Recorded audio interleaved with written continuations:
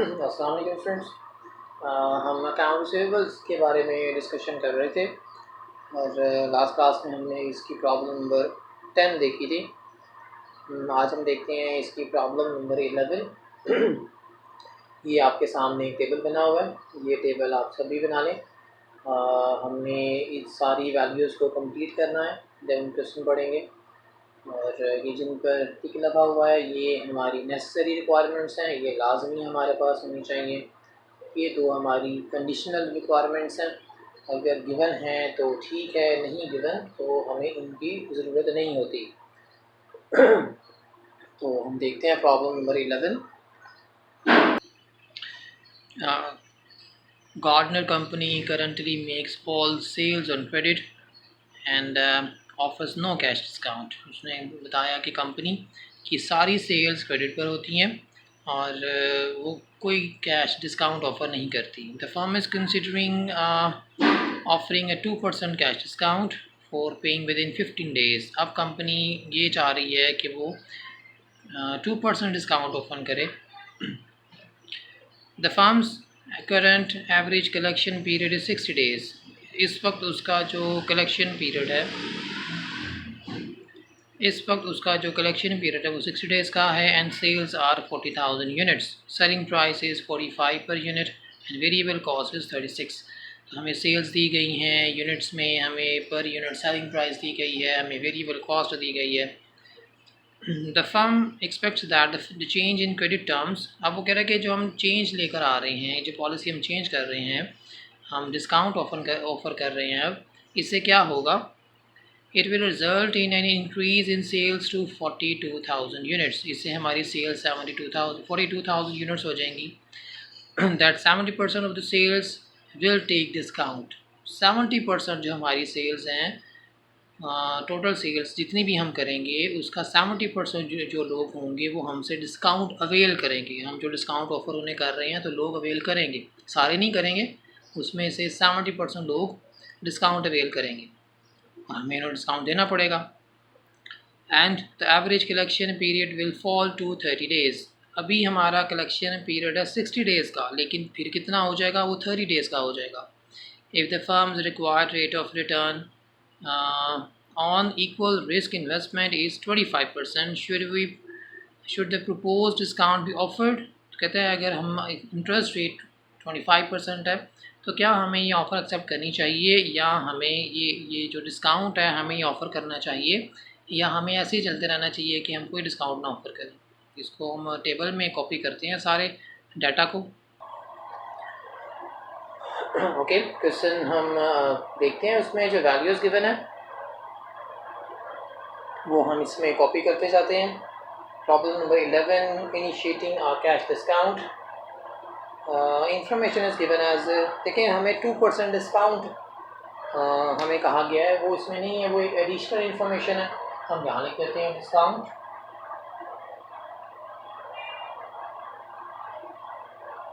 और उसने हमें कहा था कि presently no company offers no cash discount. इस वक्त तो कोई कैश डिस्काउंट नहीं है, लेकिन हम प्रपोज कर रहे हैं कि 2% डिस्काउंट अब से करना शुरू करें। एंड कलेक्शन पीरियड, प्रेजेंटली जो हमारा कलेक्शन पीरियड है वो 60 डेज़ का है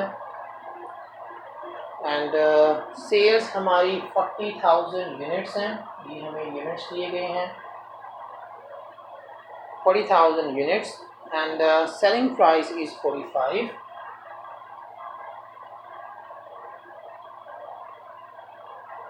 and variable cost is 36। Okay, then हम जो पॉलिसी चेंज लेकर आ रहे हैं तो हमारे यूनिट्स कितने हो जाएंगे? Units will raise to 42,000 units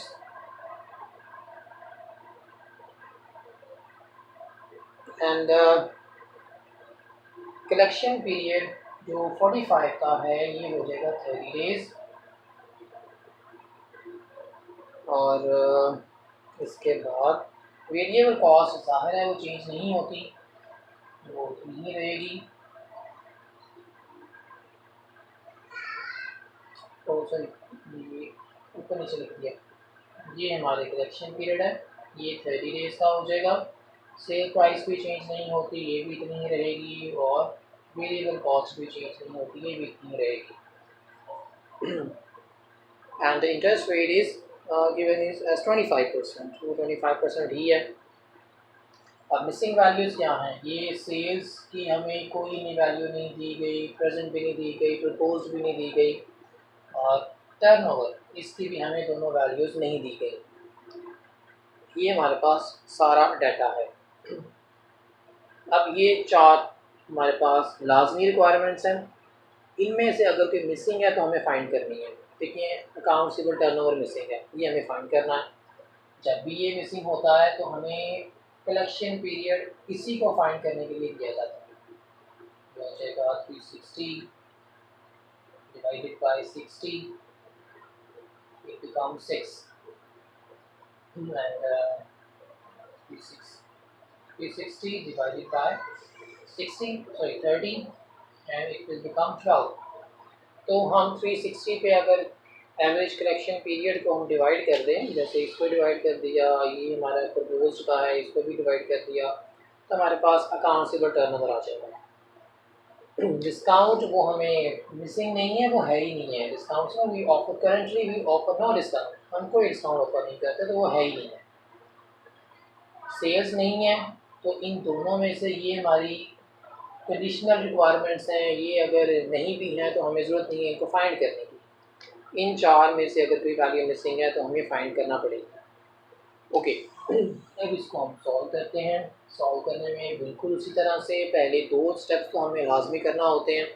हमें कंट्रीब्यूशन निकालना पड़ता है, हमें मार्जिनल इन्वेस्टमेंट इन अकाउंट रिसीवेबल निकालनी पड़ती है, और ये दो लाजमी निकालेंगे। ये दो निकालने के बाद हम देखेंगे कि एक्स्ट्रा इन्फॉर्मेशन क्या है। तो एक्स्ट्रा इन्फॉर्मेशन हमारे पास ये डिस्काउंट है। जैसे लास्ट क्वेश्चन में हमारे पास एक्स्ट्रा इन्फॉर्मेशन बैड डेट्स थी, तो हमें वो भी फिर नंबर 3 पे करना पड़ा। अब हमारे पास एक्स्ट्रा इन्फॉर्मेशन डिस्काउंट है, तो हम दो जो हमारी कैलकुलेशंस हैं वो करने के बाद हम फिर नंबर 3 पे डिस्काउंट की भी कैलकुलेशन करेंगे। चलें हम इसके सोल्यूशन की तरफ आते हैं। सबसे पहले हम फाइंड करेंगे additional profit contribution.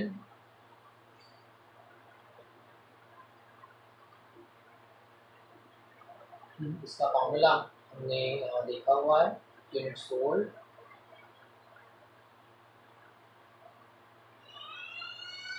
Into selling price minus variable cost. तो यही फॉर्मूला हम प्रेजेंट में अप्लाई करते हैं। प्रेजेंट में यूनिट सोल्ड हमारे पास 40,000 यूनिट्स हैं। Selling price is 45 and variable cost is 36। ये हमारे पास आ जाएगा 3,60,000। देन प्रपोज में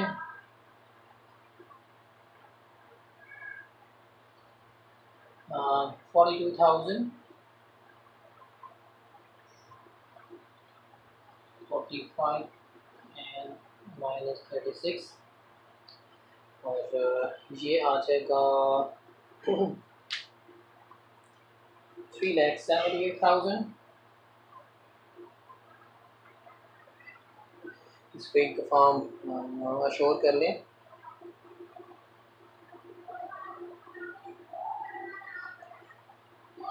$42,000 into 9, 378,000। ओके, अब तो देखें, अब इस वक्त हमारा कंट्रीब्यूशन इतना है, बाद में हमारा कंट्रीब्यूशन इतना हो जाएगा, 18,000 इंक्रीज हो रहा है। This is the amount of additional profit contribution. इतना हमें कंट्रीब्यूशन ज़्यादा होगा जब हम अपनी पॉलिसी चेंज करेंगे, मीन जब हम डिस्काउंट ऑफर करेंगे। देन बल्कि इसको नोट करें, उसको फिर इरेज करते हैं। ओके, तो इसके बाद हम नेक्स्ट जो हमारी लाजमी रिक्वायरमेंट है वो कैलकुलेट करते हैं।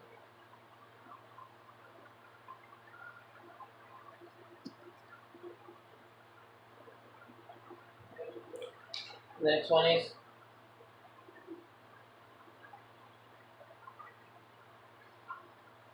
marginal investment in account receivable. इसका आपको फार्मूला बताया था मैंने कि unit sold into variable cost divide करेंगे इसको हम अकाउंट रिसीवेबल टर्नओवर के साथ। प्रेजेंट प्रपोज दोनों में हम ये अप्लाई कर देते हैं।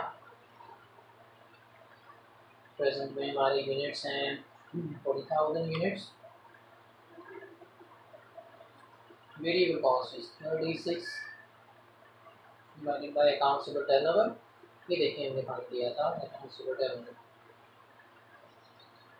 मैंने अगर 2,40,000 देन प्रपोज में देखें 42,000 हमारी यूनिट्स हैं, 36 हमारी वेरिएबल कॉस्ट है एंड देन 12 ये आंसर आ चुका आपका 126 आई थिंक। इसको दोनों इसको दबाई एक दफ़ा हम अश्योर कर लेते हैं कि ये वैल्यूज़ आ रही हैं।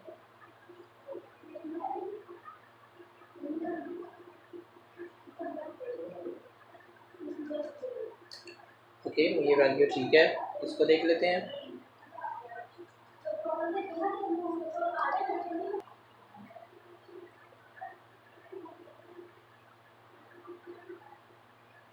ओके हमारी ये वैल्यूज़ ठीक है।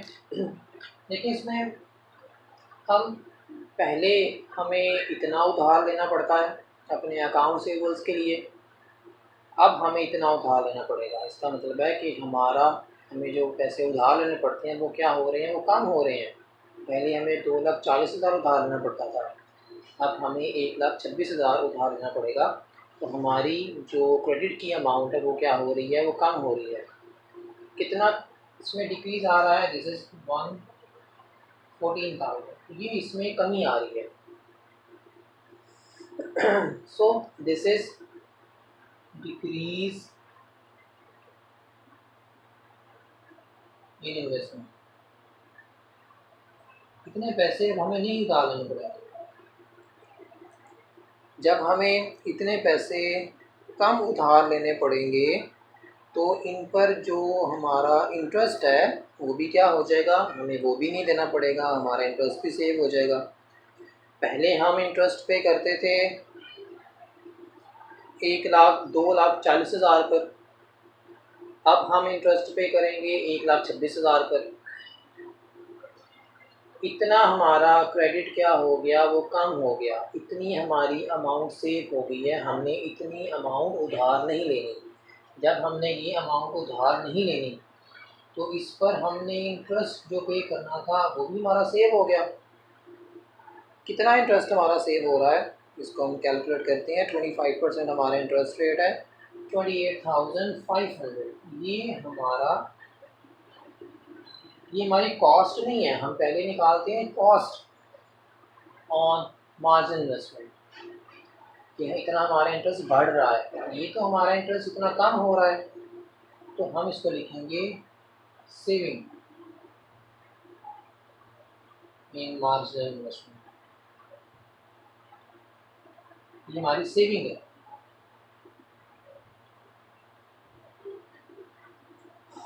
अगर हमारी प्रपोज्ड इन्वेस्टमेंट ज़्यादा हो जाए तो जाहिर सी बात है हमने फिर इंटरेस्ट भी उतना ज़्यादा देना है, लेकिन यहाँ पे तो हमारी इन्वेस्टमेंट कम हो रही है। पहले हम इतना इंटरेस्ट लोन लेते हैं, अब हमें इतना लोन लेना है, इतनी अमाउंट लोन की हमें नहीं लेना पड़ेगी, अब वो बच जाएगी हमारी, तो इस पर इंटरेस्ट भी बच जाएगा। 28,000 हमारा इंटरेस्ट सेव हो जाएगा। So this is the amount of savings in marginal investment। ये दो बातें तो हमने हमारी लाजमी कैलकुलेशंस होती हैं, ये हमने क्लास में करना होती है। पहले हमने कंट्रीब्यूशन निकाल लिया, कंट्रीब्यूशन के बाद हमने ये मार्जिन इन्वेस्टमेंट अकाउंट से निकाली, ये दो लाजमी हैं। अब देखें एडिशनल क्या है। एडिशनल हमें डिस्काउंट दिया गया है, तो हम क्या करते हैं, हम डिस्काउंट निकाल लेते हैं। इसको नोट करें पहले। ओके, अब हम देखते हैं कि हमें डिस्काउंट के बारे में क्या कैलकुलेशन करनी है। बिल्कुल सिंपल सी इसकी कैलकुलेशन है। आप ये लिखें marginal discount.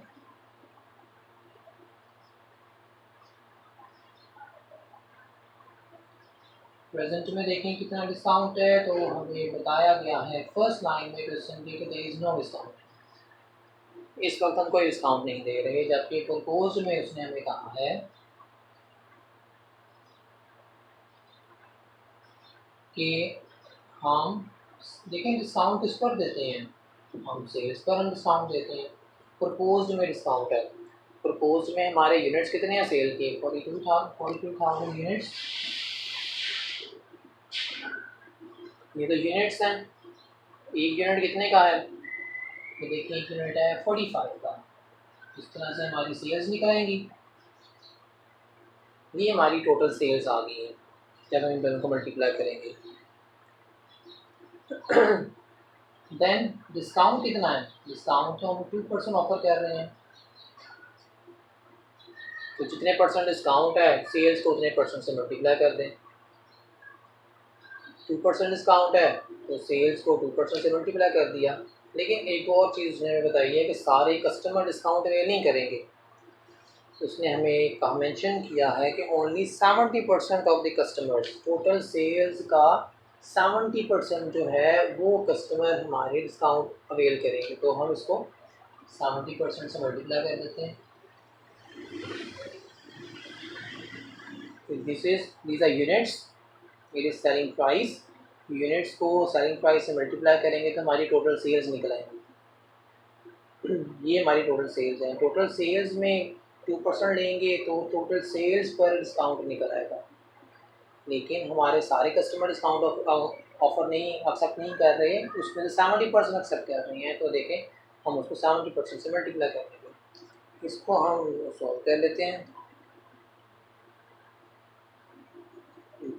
45 into 0.2 into 0.70, the answer is 26,460। ये हमारा डिस्काउंट है जो हमने ऑफ़र करा। बस यहीं तक हमारी 3 कैलकुलेशंस हैं। अब हमने इसका डिसीजन करना है। मैं इसको इरेज कर रहा हूँ, इसको नोट करें। आपके सामने सब चीज़ें होंगी तो उसकी वैल्यूज़ की बेस पे हम इसका डिसीजन कर लेते हैं। इसको नोट कर लें आप। ओके, तो ये 3 कैलकुलेशन हमने की हैं, इनके फाइनल आंसर्स मैं आपके सामने लिखता हूँ और उसकी बेस पे हम फिर डिसीजन करते हैं कि हमें क्या करना चाहिए। पहली हमारी कैलकुलेशन थी एडिशनल प्रॉफिट कंट्रीब्यूशन की।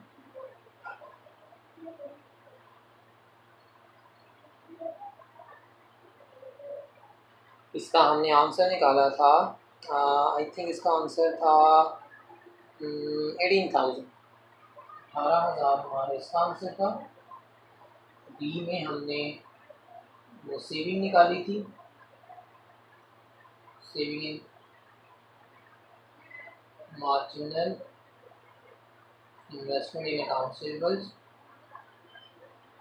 तो हमारे जो कॉस्ट, हमारे जो बॉर्विंग कम हो रही थी उस पर हमने देखा कि हमारी इंटरेस्ट भी हमारा कम हो रहा है।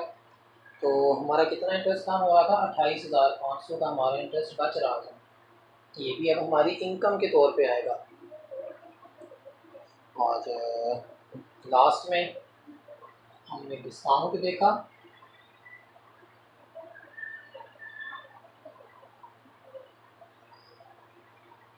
डिस्काउंट ये हमारी कॉस्ट है 26,460, ये हमने ऑफर करना है डिस्काउंट।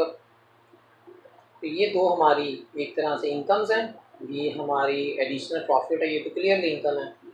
ये हमारा इंटरेस्ट बच रहा है, तो जो एक्सपेंस हमारा बच अब सेव हो रहा है वो भी हमारी इनकम है। और ये हमारी डेफिनेटली कॉस्ट है, ये हम डिस्काउंट ऑफर कर रहे हैं। इसको सॉल्व करेंगे तो आपका आंसर आएगा 20,000 40 पॉजिटिव आंसर है। This is profit. So we will accept the offer, हम ऑफर को एक्सेप्ट करेंगे, हम डिस्काउंट ऑफर करना शुरू कर देंगे लोगों को और उससे हमें इतना प्रॉफिट हो रहा है। चलें, इसको आप देखिए अच्छी तरह से और कोई आपने बात पूछनी है तो पूछ लें, कोई पार्ट रिवाइज करना है तो उसका भी बताएं, हम उसको एक बार रिपीट कर लेंगे। तो थैंक यू।